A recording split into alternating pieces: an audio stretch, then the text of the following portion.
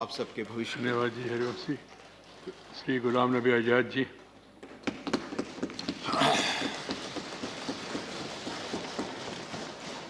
माननीय chairman sir,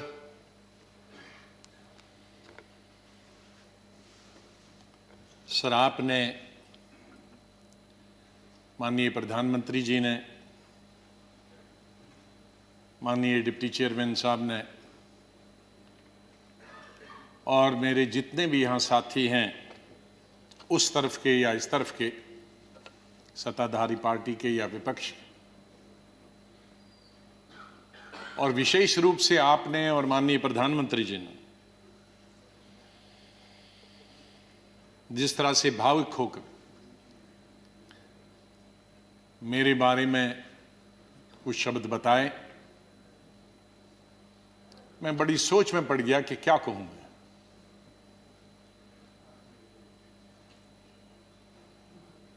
मैं इन 41 वर्षों में जो मेरा लेजिस्लेटिव कैरियर रहा, 28 साल इस हाउस में, 10 साल लोकसभा में, 3 साल जम्मू कश्मीर की असेंबली में, तो ये कहूँगा कि महाराष्ट्र से जीत के आके मैं कभी इधर से निकला, इधर डूबा, इधर डूबा, उधर निकला, उधर डूबा, इधर निकला, ये मेरा जीवन ऐसे ही रहा और संघर्ष का जमाना रहा। और मैं आज बहुत सारी चीज़ों को छोटा करने के लिए कुछ शेरों में ही ख़त्म करते हैं। शायर जो होते हैं उनमें एक बड़ी ताकत होती है उनके शेरों में कि हम लोग अगर 10 घंटे का भाषण दें तो वो 2 शेर में ख़त्म कर देते हैं उसका। तो मैं उसका फ़ायदा उठाना चाहता हूँ, वरना अगर मैं इतने 41 साल के इस अनुभव को अगर कहना चाहूँगा तो बहुत समय लगेगा, कई हफ्ते महीने लगेंगे। लेकिन शुरू में करूँगा जिस बात से मैंने पॉलिटिकल कैरियर शुरू किया है, स्टूडेंट लाइफ। और कश्मीर में, जम्मू कश्मीर में मेरा, हालांकि मैं जम्मू से हूँ, लेकिन मेरा डिस्ट्रिक्ट में, शमशेर सिंह जी जानते हैं, मुस्लिम मेजॉरिटी डिस्ट्रिक्ट, उसका असर कश्मीर का ज़्यादा होता है, जम्मू का कम असर पड़ता है, विशेष रूप से मुस्लिम्स में। और उसके बाद कॉलेज और यूनिवर्सिटी तो मैं कश्मीर में ही पढ़ा। और गांधी को पढ़ता था मैं, नेहरू को पढ़ता था, मौलाना आज़ाद को पढ़ता था, इन 3 की। तो जो मैंने सीखा है देशभक्ति का स्कूल से लेकर, और वो देशभक्ति आज उन नौजवानों की नजर में जो सियाचिन में है, जो जम्मू कश्मीर में कई दशकों से है, ठंड में है, बर्फ में है, उनके नाम से शुरू करता हूं मैं। खून की मांग है इस देश की रक्षा के लिए, खून की मांग है इस देश की रक्षा के लिए, मेरे नजदीक ये कुर्बानी बहुत छोटी है, दे दो।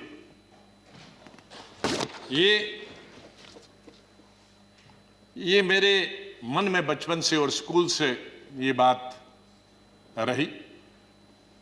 और जब मैं कश्मीर के सबसे बड़े college, SP college, Shri Pratap college में पढ़ता था,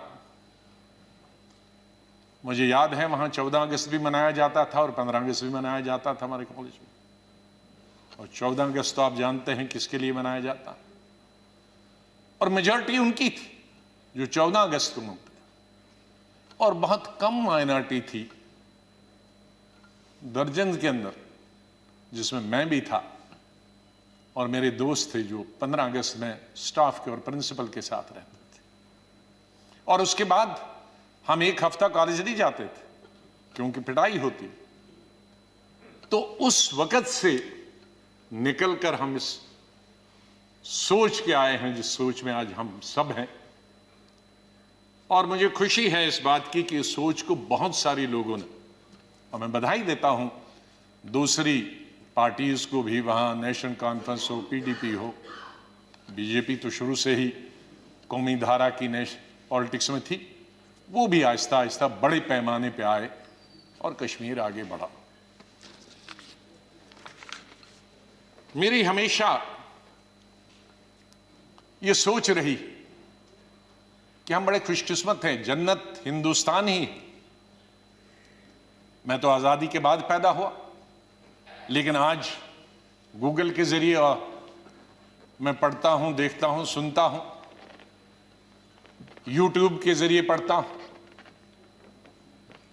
मैं उन खुशकिस्मत लोगों में हूं जो पाकिस्तान कभी नहीं गया,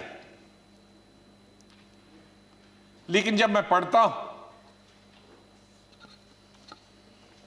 कि वहां किस तरह के हालात हैं पाकिस्तान के अंदर, तो मुझे गौरव महसूस होता है, मुझे फख्र महसूस होता है कि हम हिंदुस्तानी मुसलमान हैं। और बल्कि अगर मैं आज कहूंगा विश्व में किसी मुसलमान को अगर गौरव होना चाहिए, वो हिंदुस्तान के मुसलमान को गौरव होना चाहिए। हमने इन पिछले 30-35 सालों से अफगानिस्तान से लेकर इराक से लेकर और कुछ सालों पहले से देखे कि किस तरह से मुस्लिम देश खत्म हो जा रहे हैं एक दूसरे के अंदर और एक दूसरे से लड़ाई करते हुए। वहां हिंदू तो नहीं है, वहां कोई क्रिश्चियन तो नहीं है, वहां दूसरा तो नहीं है जो लड़ाई कर रहा है, आपस में लड़ाई कर रहे हैं। और जो कल्चर है, हमदर्द तो लोग पाकिस्तान के बहुत है, सुनने में आया है, मैं कभी गया नहीं, लेकिन जो समाज में बुराइयां हैं, दूसरे मुल्क के बारे में नहीं कहना चाहिए, लेकिन हम गौरव से ये कह सकते हैं कि हमारे मुसलमानों में वो बुराइयां खुदा न करे कि कभी भी लाए। तो आज हम गौरव से ये कह सकते हैं। लेकिन यहां मेजॉरिटी कम्युनिटी को भी 2 कदम आगे बढ़ने की जरूरत है, तभी मेजॉरिटी कम्युनिटी 10 कदम आगे बढ़ी। मेरी हमेशा ये सोच रहेगी, पता नहीं शमशेर सिंह जी ने मेरी कश्मीर की चीफ मिनिस्टर बनने के बाद पहली पब्लिक मीटिंग के बारे में कभी सुना है कि नहीं। मैं जब सीएम बना तो पहली पब्लिक मीटिंग सीएम के तौर पे, आपको आश्चर्य होगा कहां ली होगी, वो मैंने सोपुर में ली, जहां के सोपुर में कोई कई दशकों से पब्लिक मीटिंग कोई कर नहीं सकता, आज भी नहीं कर सकता। शहर में तो नहीं की, लेकिन उसी कॉन्स्टिट्यूंसी में की जहां गिलानी साहब हैं, जो गिलानी साहब वहां से 3 दफा एमएलए चुन के आए। और उस पब्लिक मीटिंग में मैंने क्या कहा था कि मेरी सरकार जम्मू कश्मीर के लोगों की सरकार होगी, और अगर मेरी सरकार का कोई मंत्री धर्म की बुनियाद पर, मजहब की बुनियाद पर और पार्टी की बुनियाद पर इंसाफ करेगा, तो मुझे शर्म आएगी कि ऐसा मंत्री या ऐसा अफसर मेरे साथ काम कर रहा। तो मैं उसी सोच का हूं कि जहां भी जाएं मुझे प्यार मिला लोगों का, बहुत प्यार मिला। आनंद शर्मा जी ने जैसे बताया, शरद जी ने जैसे बताया कि उनको तो बहुत अरसे से जानता, मुझे सौभाग्य मिला और उसके लिए मैं बधाई देना चाहता हूं और धन्यवाद करता हूं। आज वो जिंदा नहीं, इंदिरा गांधी जी का, संजय गांधी जी का, जिनकी वजह से मैं यहां पहुंचा और फिर काम करने का अवसर मुझे तकरीबन 5 अध्यक्षों के साथ मिला और 4 या 5 प्राइम मिनिस्टरों के साथ मंत्रिमंडल में काम करने का मिला। लेकिन अवसर ये मिला कि मैं हिंदुस्तान के सभी 35-36 यूटीज और स्टेटों का इंचार्ज करने का अवसर मिला। तो आज मेरे दोस्त, भाई, बहनें, मैं ये कह सकता हूं कि अंडमान से लेकर और लक्षद्वीप तक और कश्मीर से लेकर कन्याकुमारी तक, सिक्किम से लेकर गुजरात तक, ये बहुत एक चीज कमाई, बहुत कुछ सीखा मैंने इस पार्लियामेंट।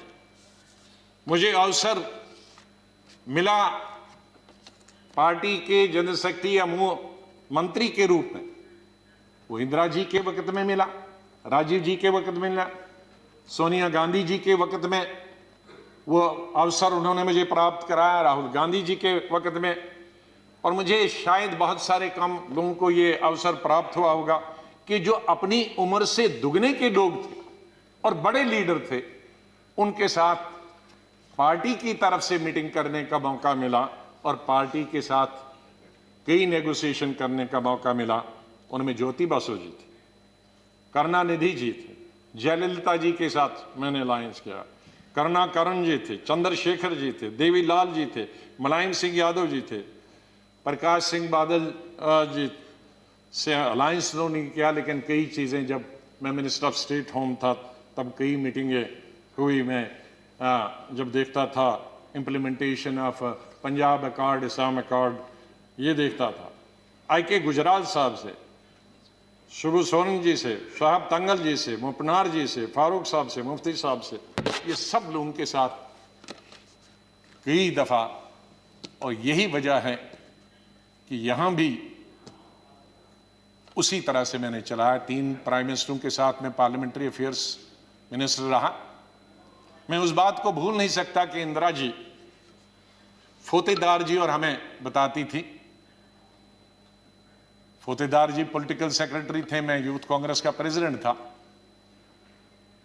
कहा जरा अटल जी से भी संपर्क में रहा करो। बीजेपी ने, उन्होंने कहा अटल जी से संपर्क में रहा करो। तो वो इस सोच की थी।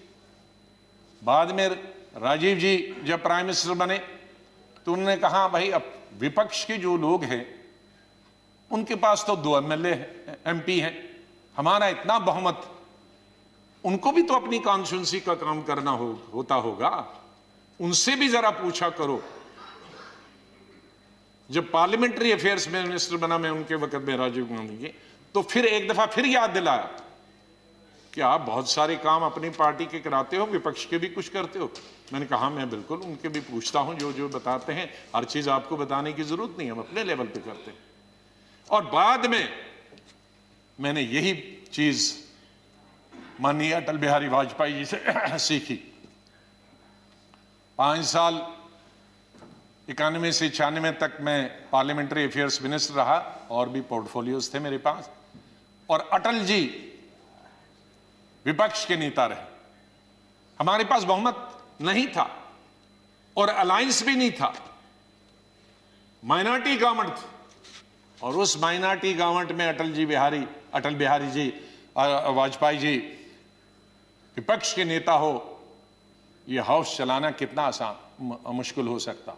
लेकिन मैं कहूंगा कि सबसे आसान हाउस चलाना उन 5 साल में मुझे अटल जी की लीडरशिप हुआ, और उनसे सीखा मैंने कि किस तरह से हल निकाला जा सकता, विपक्ष की भी बात रहे और सरकार की भी बात रहे। मैंने अपने एलओपी के जमाने में यह कोशिश की कि हम यहां आए हैं, लोगों ने हमको चुना है कानून बनाने के लिए, लोगों ने हमें चुना है कई मसलों का समाधान निकालने के लिए, हल निकालने के लिए, उनकी मुश्किलात, उनके लिए रोजगार पैदा करना, एम्प्लॉयमेंट करना, डेवलपमेंट करना, विकास करना, सड़कें, नहरें, स्कूल, कॉलेज, अस्पताल बनाना, बिजली पैदावार करना।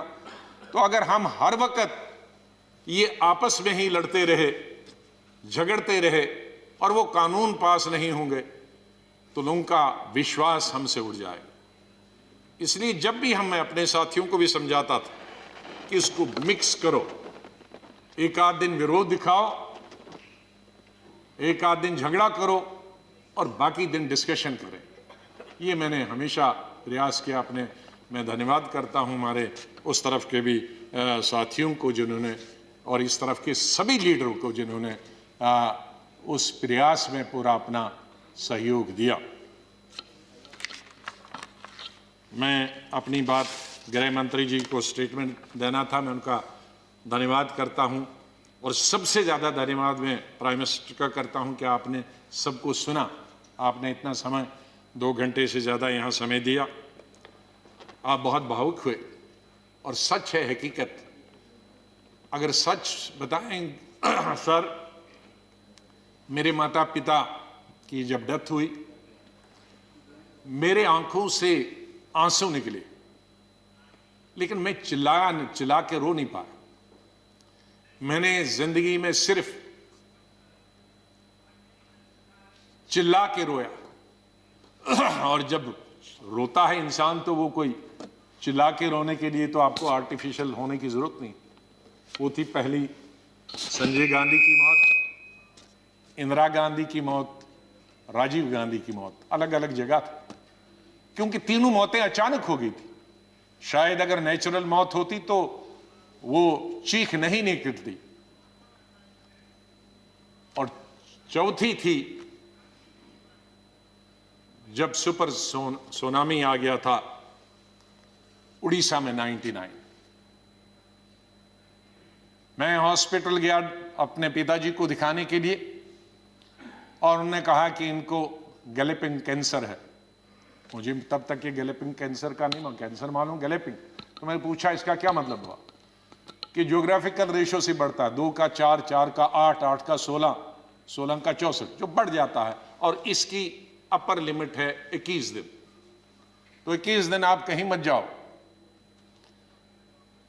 दोपहर को मैं ये लेके आया और सुबह हमने प्रोग्राम बनाया कहीं जाने का, इनको घुमाएंगे।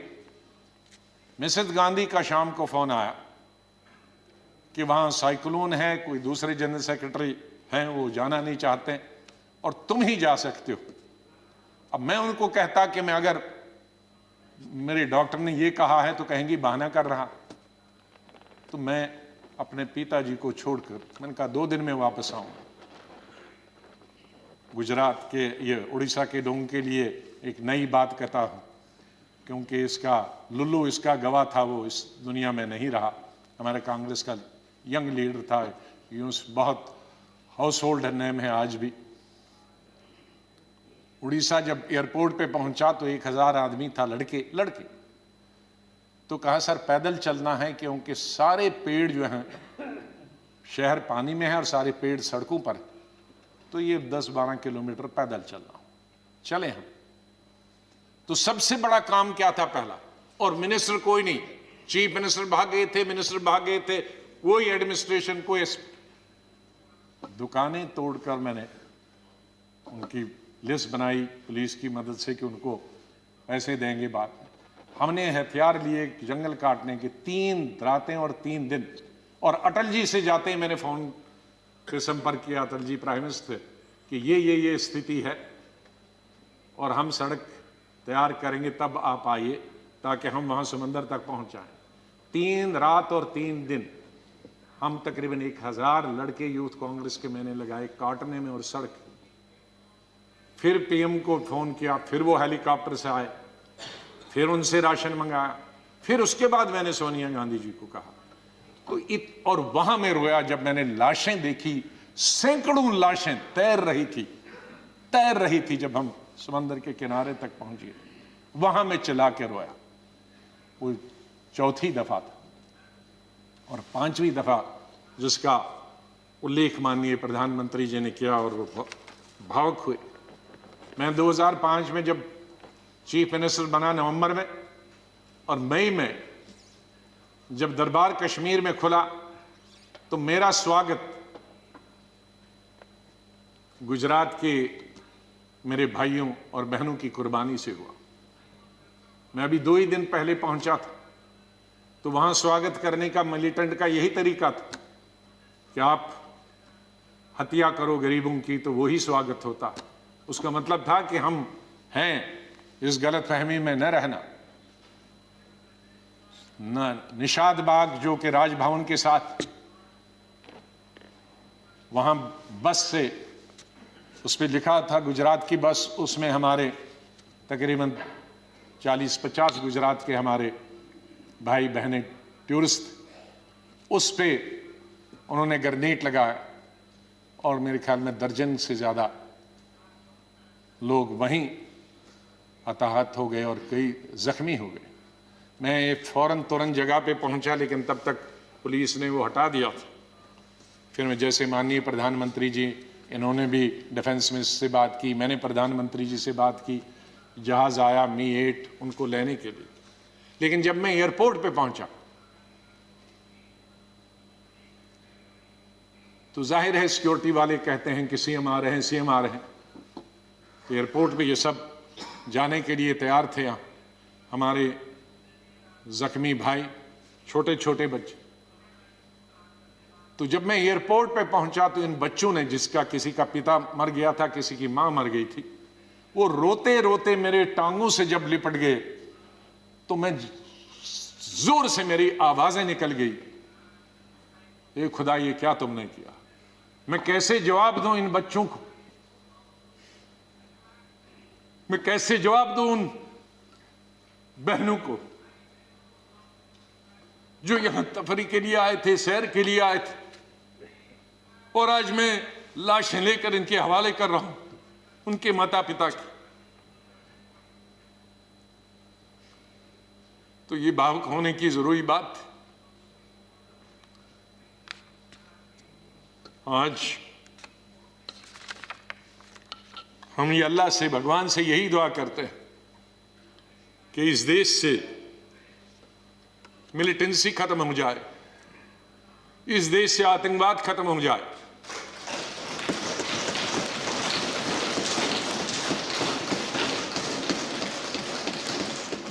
हजारों हमारे सिक्योरिटी फोर्सेस के, आर्मी के, पैरामिलिट्री फोर्सेस के, पुलिस के जवान मारे गए, सिविलियन कई क्रॉस फायरिंग में मारे गए, हजारों हमारी बेटियां और माएं आज बेवा, शायद उनका पति किसी का मिलिटेंट भी, क्योंकि मिलिटेंट होंगे, कई क्रॉस फायरिंग। कश्मीर के हालात ठीक हो जाएं। मैं इससे पहले कि कुछ अशार बोलूं, पहले मैंने अपनी फौजियों के नाम बताया था, लेकिन ये शेर मैं बोलना चाहता हूं मेरे कश्मीरी पंडित भाइयों और बहनों के लिए। जब मैं कश्मीर में पढ़ता था तो सबसे ज्यादा वोट में यूनिवर्सिटी में जब जीत के आता था तो कश्मीरी पंडित मेरे सबसे ज्यादा लड़के लड़कियां वोट देते थे। बहुत सारे लोगों को मालूम नहीं कि कश्मीर में लड़कियां हिंदुस्तान के मुकाबले में सबसे ज्यादा, जम्मू में नहीं, कश्मीर में, जिस वक्त मैं एमएससी कर रहा था तो साइंस में तकरीबन 50% लड़कियां होती थी और आर्ट्स में 90%। तो ओवरऑल ज्यादा लड़कियां पोस्ट ग्रेजुएशन पढ़ती थी। तो मैं जब यूनिवर्सिटी का इलेक्शन लड़ता था तो हमारे कश्मीरी पंडित लड़के हों या लड़कियां, सबसे ज्यादा वोट मुझे 100% मिलते थे। मैं 99 भी नहीं कहूं। दोस्त हैं आज वो बिखरे हुए, मुझे बहुत अफसोस होता है जब मैं उनसे मिलता अपने क्लासमेट्स।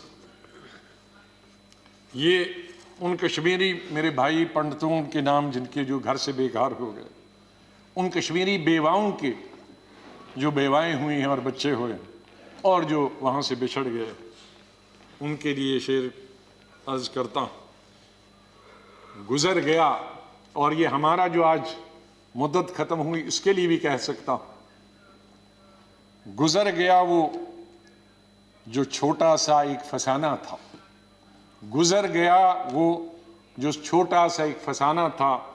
फूल थे, चमन था, आशियाना था। गुजर गया वो जो छोटा सा एक फसाना था, फूल थे, चमन थे, था, आशियाना था। न पूछ उजड़े नशे मन की दास्ता, घोंसला उजड़ गया। न पूछ उजड़े नशे मन की दास्ता, न पूछ थे 4 तिनके मगर नाम आशियाना तो था। तो हम उस आशियाने को, आप दोनों यहां बैठे हैं, उसको फिर आशियाना बनाए जो इस वक्त उजड़ा हुआ है, उसके लिए हम सबको प्रयास करना।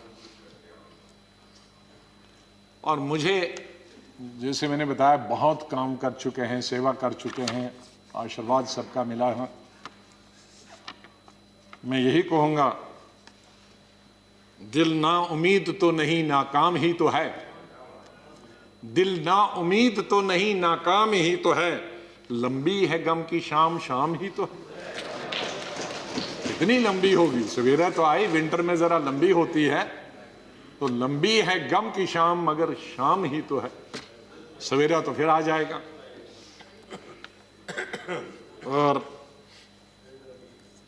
आखिर में ये कहूंगा, चाहे हम याद यहां ना होंगे, लेकिन फिर उसके लिए कहूंगा, बदलेगा न मेरे बाद भी मौजूए गुफ्तगू, बदलेगा न मेरे बाद भी मौजूए गुफ्तगू, मैं जा चुका हूंगा फिर भी तेरी महफिलों में रहूंगा। माननीय चेयरमैन साहब, मैं आपका बहुत बहुत धन्यवाद करता हूं। आपके साथ काम करने का मुझे अवसर मिला। आप जब पार्टी के अध्यक्ष थे तब भी हमारी मुलाकात होती थी, जब आप मंत्री बने तब भी बात होती थी, जब यहाँ चेयरमैन बनने से, वाइस प्रेसिडेंट आप बनने से पहले आप पार्लियामेंट्री अफेयर्स मिनिस्टर थे और मैं एलओपी था, तब भी हमारे संपर्क है। लेकिन जिस तरह का आशीर्वाद, जिस तरह का प्रेम, जिस तरह का प्यार आपका चेयरमैन के तौर पे मिला और वो जो गाइडेंस मिली, उसके लिए मैं हमेशा ऋणी रहूँगा। धन्यवाद करता हूँ उसके लिए, और आपके स्नेह और प्यार के लिए मैं हमेशा धन्यवाद करता हूँ। माननीय प्रधानमंत्री जी, कई दफ़ा टोका टोकी हुई और आपने कभी बुरा नहीं माना। एलओपी के वक्त में बड़ी बड़ी लंबी स्पीचें आपकी हुई, मेरी हुई, खास करके राष्ट्रपति के अभिभाषण पर,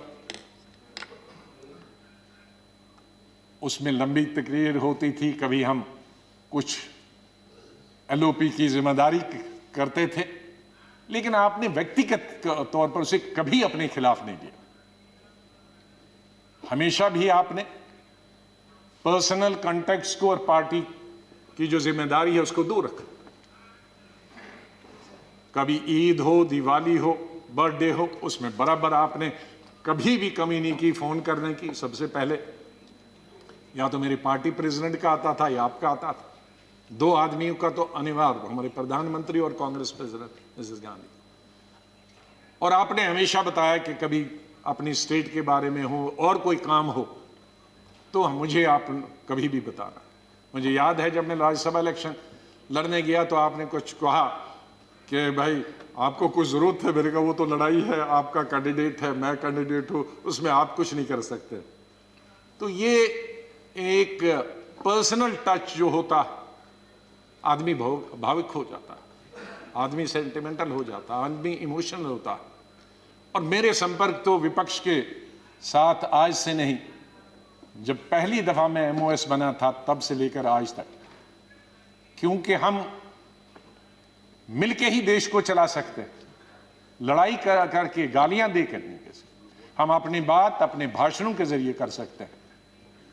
मैं आपका बहुत धन्यवाद करता हूं। मैं माननीय डिप्टी चेयरमैन साहब, मेरे यहाँ हम बेंचमेट रहे, वो हमेशा मुझे याद रहेगा। बहुत सिंपल आदमी है, स्ट्रेट फॉरवर्ड है।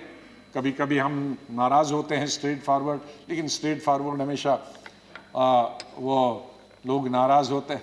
और शरद पवार जी से लेकर और यादव जी से लेकर और सब लोग हमारे लीडरों का तो मैं बहुत ही धन्यवाद, सब लेफ्ट राइट एंड सेंटर, नाम क्यों कि कुछ लूँगा तो बहुत सारे हमारे साथी नाराज होंगे। तो चेयरमैन साहब से लेकर और प्रधानमंत्री जी से लेकर, मैं सेक्रेटरी जनरल साहब का कैसे और सेक्रेटरीट का कैसे धन्यवाद कर सकता हूँ, मुश्किल है करना, क्योंकि इनका सहयोग मिला बहुत हमेशा। हर वक्त जब भी हमने कुछ चाहा, इंफॉर्मेशन पार्लियामेंट की या कोऑर्डिनेशन के बारे में आप तक पहुंचने की बात की, तो सेक्रेटरी जनरल साहब ने और सेक्रेटरीट ने हमने हमेशा हमारी मदद की है। और आखिर इस शेर से मैं आपसे विदाई लेता हूं, और इंशाल्लाह हम मिलते रहेंगे, चाहे यहाँ नहीं मिले लेकिन आगे एक दूसरे के पास आ जा सकते हैं। नहीं आएगी, मैं आप लोगों से बोल, नहीं आएगी याद तो बरसों नहीं आएगी, मगर जब याद आओगे तो बहुत याद आओगे। धन्यवाद गुलाम नबी जी.